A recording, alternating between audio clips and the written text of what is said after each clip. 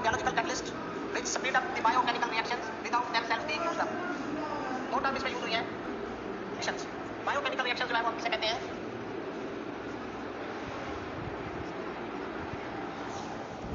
The reactions which takes place in the body of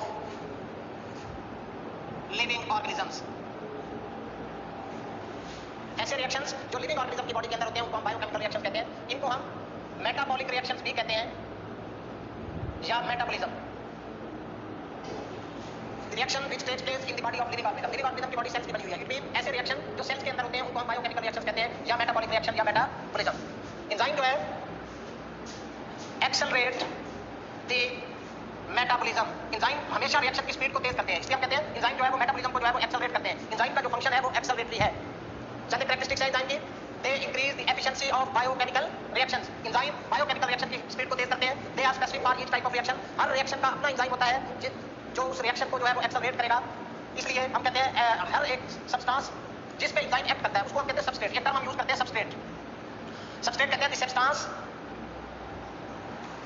on which enzyme acts is called substrate. वो substance जिस पे enzyme act करता है उसको हम सबस्ट्रेट कहते हैं. इसलिए हम कहते हैं हर सबस्ट्रेट का एक स्पेसिफिक एंजाइम होता है जो उसको प्रोडक्ट में चेंज करता है. बगैर एंजाइम के रिएक्शन बहुत ही स्लो स्पीड से चलेंगे और जो स्लो स्पीड से रिएक्शन हो रहा होता है वो पूरा नहीं होता टाइम पे. इसलिए लाइफ जो है वो उसके बगैर नामुमकिन हो जाती है. इसलिए हम कहते हैं without these enzyme the reaction would proceed at very low speed making life impossible. Enzyme are chemically composed of. अभी हम नेचर पढ़ेंगे इसकी. एंजाइम जो है केमिकली किस चीज के बने हुए हैं? ये तो डेफिनेशन थी एंजाइम्स की. अभी हम पढ़ेंगे chemical nature of enzyme.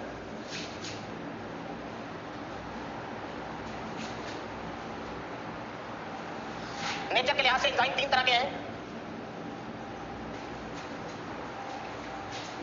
Protein enzymes, protein plus non protein enzymes,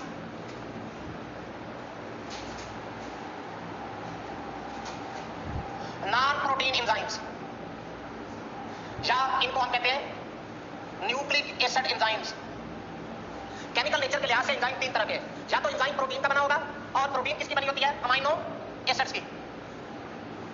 या enzyme protein plus non protein का बना होगा, यानी उसमें कुछ प्रपोर्शन प्रोटीन का होगा और कुछ पोर्शन जो है वो नॉन प्रोटीन पार्ट होगा. और बाद एंजाइम ऐसे होते हैं जिनमें प्रोटीन होती ही नहीं है, नॉन प्रोटीन एंजाइम होते हैं. और ऐसे एंजाइम न्यूक्लिक एसिड नेचर होते हैं. इन एंजाइम्स को हम कहते हैं राइबोजाइम्स.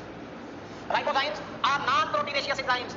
और राइबोजाइम की नेचर क्या होती है? राइबोजाइम जो है आरएनए एंजाइम होता है और आरएनए राइबो न्यूक्लिक एसिड. इसलिए हम कहते हैं ये enzyme nucleic acid in nature होते हैं, आरएनए पे बने होते हैं. अब हम बात कर रहे थे ऐसे एंजाइम्स की. ये तीन मेजर टाइप्स हमने स्टडी की है केमिकल नेचर के लिहाज से. या एंजाइम प्रोटीन नेचर होगा और प्रोटीन अमीनो एसिड पर मुश्तमिल होगी. या एंजाइम प्रोटीन और नॉन प्रोटीन का बना होगा. या एंजाइम प्रोटीन का बना ही नहीं होगा, वो होगा न्यूक्लिक एसिड का बना होगा. अब ये जो protein plus non protein enzyme है इसमें इसका ये जो non protein part of enzyme होता है उसको हम कोफैक्टर कहते हैं. कोफैक्टर की डेफिनेशन है the enzyme the non protein part of an enzyme which is essential for the proper functioning of an enzyme is called cofactor.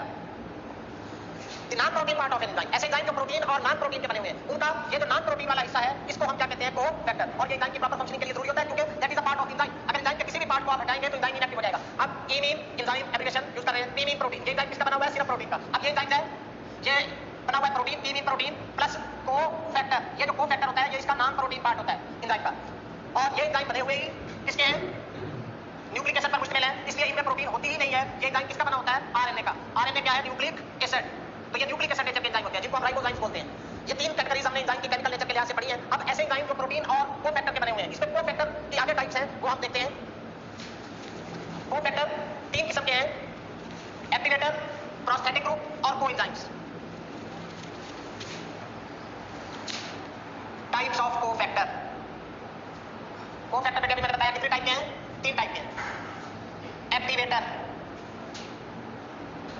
Prosthetic group, coenzyme. ये तीन टाइप के जो है वो कोफैक्टर है. कोफैक्टर की जहां भी बात करेंगे हम कोफैक्टर जो है वो क्या होगा? Non protein part of enzyme जो है वो कहेंगे. तीन टाइप हमने बताएंगे: एक्टिवेटर, प्रोस्थेटिक ग्रुप और कोएंजाइम्स. अभी एक्टिवेटर देखें. एक्टिवेटर किस टाइप का कोफैक्टर होता है? एक्टिवेटर की डेफिनेशन है द डिटैचेबल कोफैक्टर. ऐसा कोफैक्टर जो डिटैचेबल हो, ऐसी टाइप का कोफैक्टर है जो डिटैचेबल होता है और इनऑर्गेनिक आयन होता है। एग्जांपल्स है magnesium ion, iron ion, copper ion, zinc ion. अब कीवर्ड एक्टिवेटर के लिए हम क्या यूज करेंगे? डिटैचेबल। डिटैचेबल का मतलब अलहदा हो सकता है और इनऑर्गेनिक भी हो, यानी ऐसा कोफैक्टर जो इनऑर्गेनिक हो और डिटैचेबल हो, ऐसे कोफैक्टर को हम क्या कहेंगे? एक्टिवेटर। एग्जांपल है मैग्नीशियम आयन, आयरन है, जिंक है, कॉपर है, ये मुख्तलिफ इसकी एग्जांपल्स हैं। दोबारा सुने, एक्टिवेटर ऐसा कोफैक्टर होता है जो इनऑर्गेनिक आयन होता है और डिटैचेबल होता है। डिटैचेबल का मतलब ये है कि ये एंजाइम है, ये प्रोटीन का बना हुआ है, अभी इसमें नॉन प्रोटीन पार्ट जो है वो कौन सा अटैच है? मसलन ये मैग्नीशियम अटैच है। अब जब इस एंजाइम में रिएक्शन में यूज होना है, ये मैग्नीशियम आके इस प्रोटीन पार्ट के साथ जुड़ जाएगा और एंजाइम एक्टिव हो जाएगा और वो रिएक्शन को एक्सेलरेट करेगा। जब रिएक्शन मुकम्मल हो जाएगा तो ये मैग्नीशियम दोबारा डिटैच हो जाएगा, अलग हो जाएगा। यानी ये at the time of reaction ये कोफैक्टर एंजाइम के प्रोटीन पार्ट के साथ आके जुड़ते हैं और एंजाइम को एक्टिव करते हैं। जब रिएक्शन मुकम्मल हो जाता है तो ये उससे अलग हो जाते हैं। प्रोस्थेटिक ग्रुप नेक्स्ट डेफिनेशन है प्रोस्थेटिक ग्रुप की। अब प्रोस्थेटिक ग्रुप क्या होता है? If the non protein part of enzyme is covalently bonded, enzyme का नॉन प्रोटीन पार्ट, जहां भी नॉन प्रोटीन पार्ट की बात होगी, इट मीन कोफैक्टर। अगर कोफैक्टर एंजाइम के प्रोटीन पार्ट के साथ कोवलेंट बॉन्ड के जरिए जुड़ा हुआ हो तो ऐसे कोफैक्टर को हम क्या कहते हैं? Prosthetic group. अब कोवलेंट बॉन्ड स्ट्रांग पार्ट होता है, ये जो कोफैक्टर है ये नॉन डिटैचेबल कोफैक्टर है, परमानेंटली एंजाइम के साथ अटैच होता है और ये ऑर्गेनिक इन नेचर होता है। अब प्रोस्थेटिक ग्रुप के लिए keyword non detachable, covalently bonded, covalent bond के जरिए जुड़ता है, ऑर्गेनिक इन नेचर, और इसकी नेचर क्या होती है? ऑर्गेनिक होती है। यानी ऐसा कोफैक्टर जो नॉन डिटैचेबल हो, जो परमानेंटली एंजाइम के प्रोटीन पार्ट के साथ जुड़ा हुआ हो और ऑर्गेनिक इन नेचर हो, कोवलेंट बॉन्ड के जरिए जुड़ा हुआ हो, ऐसे कोफैक्टर को हम क्या कहेंगे? Prosthetic group. एग्जांपल है फ्लेविन न्यूक्लियोटाइड्स। अब फ्लेविन न्यूक्लियोटाइड्स जो है वो क्या होते हैं? FMN, flavin mononucleotide, flavin adenine dinucleotides. अभी ये जो है FAD, ये कोएंजाइम के तौर पर भी काम करता है और प्रोस्थेटिक ग्रुप के तौर पर भी काम करता है। तीसरी टाइप का कोफैक्टर है कोएंजाइम। कोएंजाइम की डेफिनेशन है if non protein part of enzyme is loosely attached to the protein part of enzyme. वो कहता है अगर एंजाइम का नॉन प्रोटीन पार्ट एंजाइम के प्रोटीन पार्ट के साथ लूजली अटैच हो, लूजली अटैच का मतलब ये भी डिटैच हो सकता है। तो अब कोएंजाइम क्या होगा? लूजली अटैच कोफैक्टर, डिटैचेबल है, यानी लूजली अटैच है तो अलग हो सकता है और ऑर्गेनिक इन नेचर है, नेचर इसकी भी ऑर्गेनिक है। और ये जो कोएंजाइम होता है, ये कोएंजाइम बनाने के लिए रॉ मटेरियल क्या होता है? कोएंजाइम बनाने के लिए रॉ मटेरियल जो है वो विटामिन्स है, और विटामिन्स जो है वो ऑर्गेनिक कंपाउंड्स होते हैं। इसलिए हम कहते हैं ऐसा कोफैक्टर, मुख्तलिफ वर्ड इसके लिए यूज किए जा सकते हैं, यानी लूजली अटैच वाला cofactor, detachable cofactor, organic in nature cofactor, raw material vitamins. Example है इसकी NAD, nicotine amide adenine dinucleotide, NAD।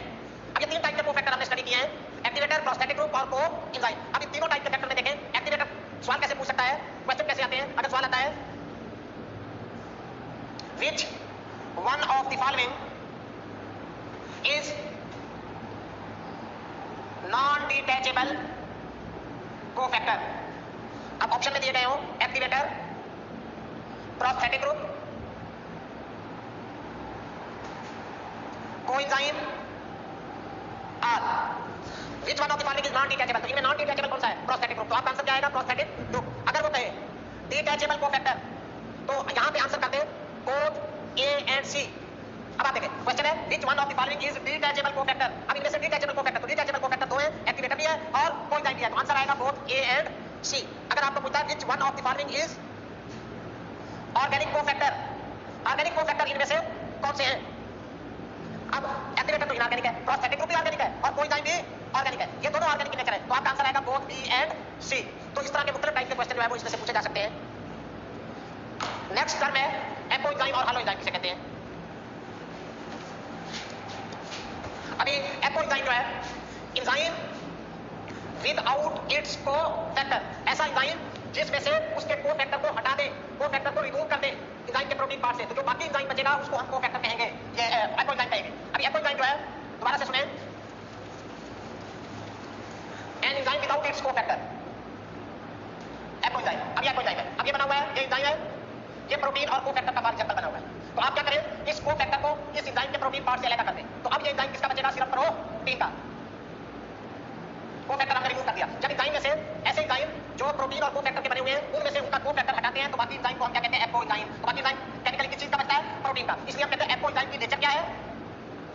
अगर आपसे सवाल पूछे एपोएंजाइम नेचर, तो एपोएंजाइम की नेचर है प्रोटीन, और वो प्रोटीन फिर एक्टिव नहीं होगी, वो प्रोटीन क्या होगी? इनएक्टिव होगी, क्योंकि एंजाइम के प्रॉपर फंक्शनिंग के लिए कोफैक्टर जरूरी होता है। अगर आप कोफैक्टर को हटाएंगे तो बाकी एंजाइम प्रोटीन का बचेगा और वो प्रोटीन इनएक्टिव होगी, वो एंजाइम बगैर कोफैक्टर के इनएक्टिव हो जाएगा। अभी हमने डेफिनेशन पढ़ी थी कोफैक्टर की, the non protein part of enzyme which is essential for the proper functioning of enzyme. Enzyme की प्रॉपर फंक्शनिंग के लिए कोफैक्टर जरूरी होता है, अगर कोफैक्टर आप हटाएंगे तो एंजाइम नॉन फंक्शनल हो जाएगा, इनएक्टिव हो जाएगा। तो इसलिए हम कहते हैं एपोएंजाइम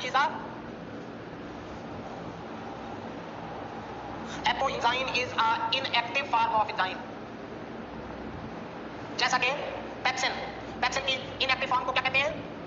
पेप्सिनोजन। पेप्सिनोजन क्या होती है? इनएक्टिव फॉर्म होती है पेप्सिन की। एक टर्म हम यूज करते हैं हालो एंजाइम। हालो एंजाइम किसे कहते हैं? एन एक्टिवेटेड एंजाइम, ऐसा एंजाइम जो एक्टिव है। और वो एक्टिव एंजाइम किस पर मुश्तमिल हो? Consisting of polypeptide chain. Polypeptide chain का मतलब है प्रोटीन, यानी ऐसा एंजाइम जो प्रोटीन और कोफैक्टर पर मुश्तमिल हो। जब वो प्रोटीन और कोफैक्टर पर मुश्तमिल हो तो वो एंजाइम एक्टिव होगा और उस वक्त उसको हम क्या कहेंगे? Holoenzyme. इसलिए हम कहते हैं हालो एंजाइम क्या होता है?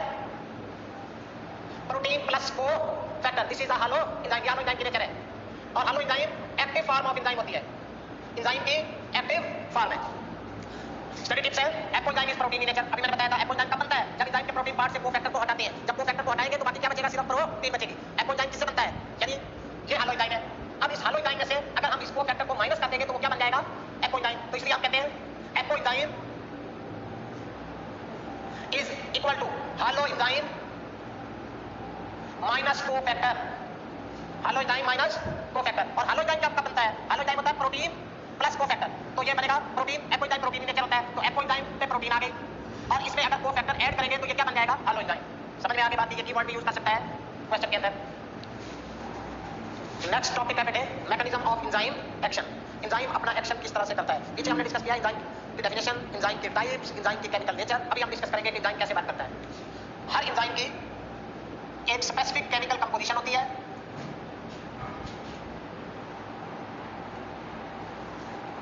हर एंजाइम की एक स्पेसिफिक शेप होती है। Due to its specific chemical composition and specific shape, enzyme react with the specific substance called substrate.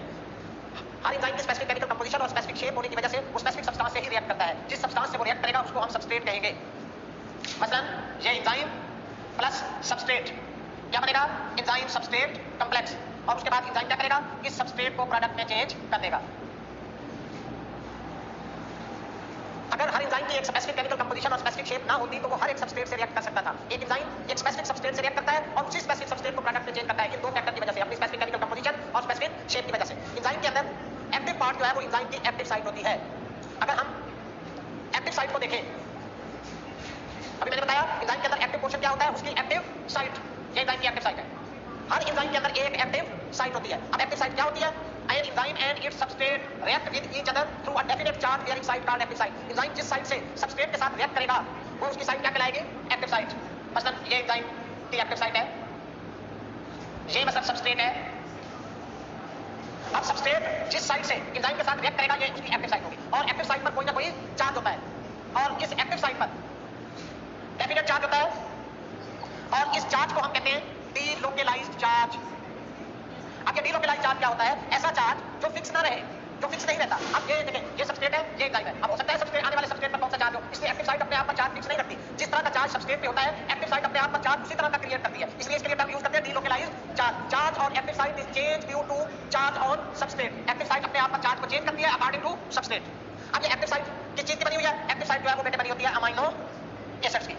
अब ये जो अमाइनो एसिड एक्टिव साइट बनाते हैं, एक्चुअली एक्टिव साइट चार्ज होती है और वो चार्ज किसकी वजह से होता है? Charge on amino acid. यानी इस एक्टिव साइट पर ये जो चार्ज होगा पॉजिटिव होगा या नेगेटिव होगा, ये चार्ज जो है वो किसकी वजह से होगा? Charge on amino acid. तो अमाइनो एसिड का अगर हम जनरल फार्मूला पीछे हमने पढ़ा है, ये अमाइनो एसिड का जनरल फार्मूला है। अब अमाइनो एसिड अपने आप पर चार्ज क्रिएट करते हैं अकॉर्डिंग टू सबस्ट्रेट, फिक्स नहीं करते चार्ज, इसलिए इस चार्ज को हम कहते हैं डीलोकलाइज्ड चार्ज। एक एंजाइम के अंदर एक एक्टिव साइट होती है। एक्टिव साइट केमिकली किसकी बनी होती है? अमाइनो एसिड की। उनका चार्ज कौन सा होता है? Delocalised charge. Composition of active site.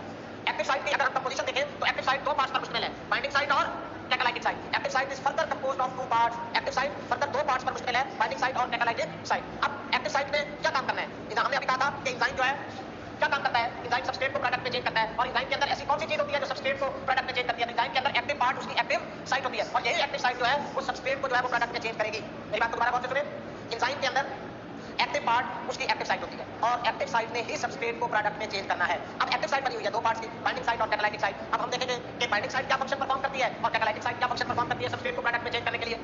अभी पहले हम देखेंगे बाइंडिंग साइट के फंक्शंस। पहला फंक्शन बाइंडिंग साइट का, it helps the enzyme to recognize its proper substrate। अभी हम डिस्कस कर रहे थे कि एंजाइम स्पेसिफिक सबस्ट्रेट के साथ रिएक्ट करता है। अब एंजाइम सेल में मेटाबॉलिक रिएक्शन में यूज होते हैं और सेल के अंदर और बहुत सारे सबस्ट्रेट जो है और बहुत सारे केमिकल कंपाउंड मौजूद होते हैं। अब एंजाइम अपने स्पेसिफिक सबस्ट्रेट के साथ किस बेस पर रिएक्ट करता है? एंजाइम की active part, active site, enzyme का एक्टिव एक्टिव पार्ट जिसको हम एक्टिव साइट कहते हैं, एक्टिव साइट का पार्ट बाइंडिंग साइट, ये एंजाइम की हेल्प करता है किसके लिए? एंजाइम के प्रॉपर सबस्ट्रेट को आइडेंटिफाई करने के लिए। अब मसलन अमाइलेज एंजाइम है, अमाइलेज एंजाइम किस पे एक्ट करता है? स्टार्च पे। अब अमाइलेज के अंदर उसकी जो बाइंडिंग साइट होती है वो स्टार्च को आइडेंटिफाई करके एंजाइम के साथ अटैच करेगी। तो इसलिए पहला फंक्शन बाइंडिंग साइट का है एंजाइम के प्रॉपर सबस्ट्रेट को आइडेंटिफाई करना। दूसरा फंक्शन जब वो आइडेंटिफाई कर लेगी तो तब वो सबस्ट्रेट को एंजाइम के साथ अटैच करेगी। It reacts with enzyme to form enzyme substrate complex. जब बाइंडिंग साइट एंजाइम के प्रॉपर सबस्ट्रेट को आइडेंटिफाई कर लेगी तो तब जो है वो क्या करेगी? उस सबस्ट्रेट से रिएक्ट करके एंजाइम सबस्ट्रेट कॉम्प्लेक्स बनाएगी। अब ये रिएक्शन होगा बाइंडिंग साइट पर। E mean substrate enzyme, sorry E mean enzyme, S mean substrate, क्या बनेगा? ES enzyme substrate complex. अगर आप ये रिएक्शन लिखा हुआ हो पेपर के अंदर और आपसे पूछा जाए कि ये रिएक्शन कहां पर होता है, ऑप्शन में दिए गए हो active site, binding site, catalytic site, तो आपका आंसर होगा बाइंडिंग साइट। ये रिएक्शन कहां पर होता है? बाइंडिंग साइट पर। तीसरा function it activates catalytic site. तीसरा फंक्शन है बाइंडिंग साइट का, कैटालाइटिक साइट को एक्टिवेट करती है। बेटा कैटालाइटिक साइट उस वक्त एक्टिवेट होती है जब ये रिएक्शन बाइंडिंग साइट पर हो जाता है और एंजाइम सबस्ट्रेट कॉम्प्लेक्स बन जाता है। जब तक एंजाइम सबस्ट्रेट कॉम्प्लेक्स नहीं बनता बाइंडिंग साइट पर, उस वक्त तक कैटालाइटिक साइट एक्टिवेट नहीं होती। और ये एंजाइम सबस्ट्रेट कॉम्प्लेक्स कहां पर बन रहा है? बाइंडिंग साइट के ऊपर। इसलिए हम कहते हैं binding site enzyme substrate complex बनाती है, इसलिए वो कैटालाइटिक साइट को एक्टिवेट करेगी। These are the function of binding site. अभी हम कैटालाइटिक साइट के फंक्शन पढ़ेंगे।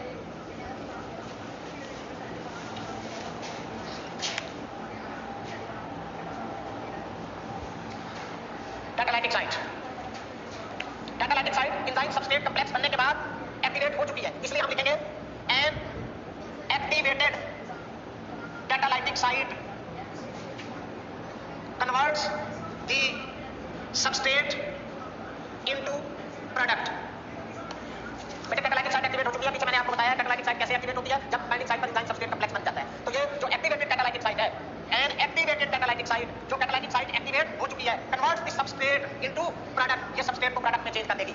अब ये रिएक्शन होगा एंजाइम सबस्ट्रेट कॉम्प्लेक्स को बाइंडिंग साइट पर बन चुका था, अब ये एंजाइम सबस्ट्रेट कॉम्प्लेक्स ये सबस्ट्रेट किसमें चेंज करेगी? कैटालाइटिक साइट, इसको प्रोडक्ट में, तो ये प्रोडक्ट में चेंज कर दिया। अब ये हमारे पास क्या बन गया? ये हमारे पास बन गया enzyme product complex.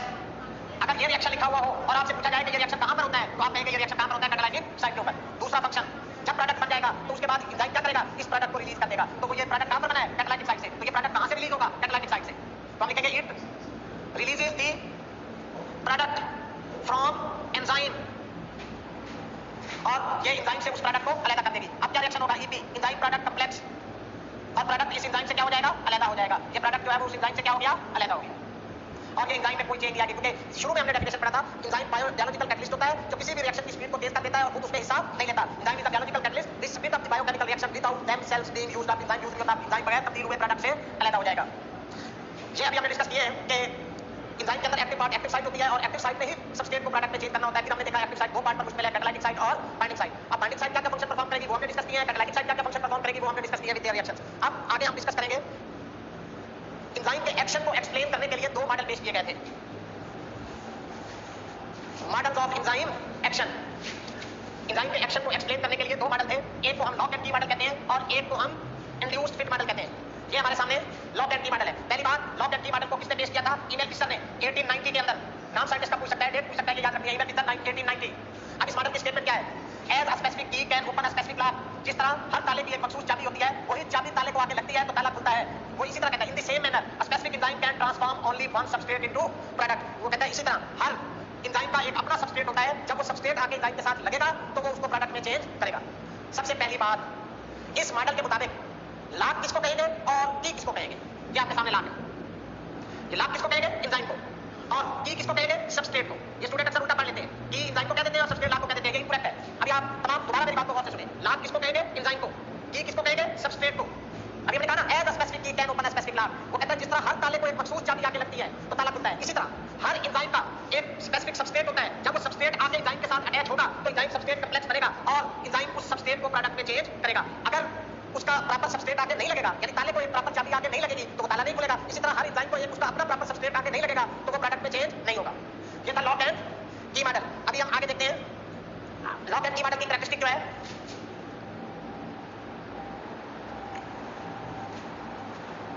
Characteristics of lock and key model. According to lock and key model, enzyme is a rigid structure. enzyme rigid structure होता है। एंजाइम के शेप में कोई तब्दीली नहीं आ सकती, किसके मुताबिक? लॉक एंड की मॉडल के मुताबिक। देयर इज नो फ्लेक्सिबिलिटी और modification in a enzyme structure. Lock and की मॉडल के मुताबिक एंजाइम के स्ट्रक्चर में कोई मॉडिफिकेशन नहीं हो सकती, एंजाइम फ्लेक्सिबल नहीं है, वो अपनी शेप को चेंज नहीं कर सकता, किसके मुताबिक? लॉक एंड की मॉडल के मुताबिक। It acts as a template, enzyme एक टेम्पलेट के तौर पर काम करता है, सीधी चीज के तौर पर काम करता है, जिस तरह चाबी है, चाबी की एक अपनी शेप होती है, ये नहीं है कि वो चाबी एक ताले को लगे और वो अपनी शेप उसकी मखसूस हो, जब दूसरे को लगे तो वो अपनी शेप चेंज कर ले, चाबी अपनी शेप चेंज नहीं करती, वो एज अ टेम्पलेट काम करती है। इसी तरह लॉक एंड की मॉडल के मुताबिक एंजाइम एज अ टेम्पलेट काम करता है, वो फ्लेक्सिबल नहीं है, उसमें कोई मॉडिफिकेशन नहीं हो सकती। अब ये जो लॉक एंड की मॉडल है, इस मॉडल के मुताबिक एंजाइम अपनी शेप चेंज नहीं कर सकता। अब इसलिए ये मॉडल रिजेक्ट हो गया था और इसकी जगह नया मॉडल पेश किया गया था, जिसको हम इंड्यूस फिट मॉडल कहते हैं, क्योंकि एंजाइम अपनी शेप को चेंज कर सकता है, एंजाइम जो है वो अपनी शेप को चेंज कर सकता है। अब इसलिए दूसरा मॉडल पेश किया गया इंड्यूस फिट मॉडल। पहली बात, इंड्यूस फिट मॉडल को किसने पेश किया था? कोचलैंड ने 1959 के अंदर। सबसे पहली बात आपने साइंटिस्ट का नाम याद रखना है और ये मॉडल कब पेश किया गया था? कोचलैंड ने पेश किया था 1959 के अंदर। अब ये मॉडल कहता क्या है? When a substrate combines with an enzyme, जब सबस्ट्रेट एंजाइम के साथ आके कंबाइन करता है, it induces changes in the enzyme structure, ये एंजाइम के स्ट्रक्चर के अंदर तब्दीलियां पैदा करेगा। इसका मतलब है कि जिस तरह की सबस्ट्रेट की शेप होगी, एंजाइम भी अपनी शेप को उसी तरह से मॉडिफाई करेगा, वो अपनी शेप को जो है वो फिक्स नहीं करेगा। The change in the structure enable the enzyme to perform its catalytic activity more effectively. जब एंजाइम सबस्ट्रेट के मुताबिक अपनी शेप को चेंज कर लेगा तो वो मोर इफेक्टिवली काम करेगा, वो अच्छे तरीके से काम करेगा और वो प्रोडक्ट बनाएगा, उस सबस्ट्रेट को प्रोडक्ट में चेंज करेगा।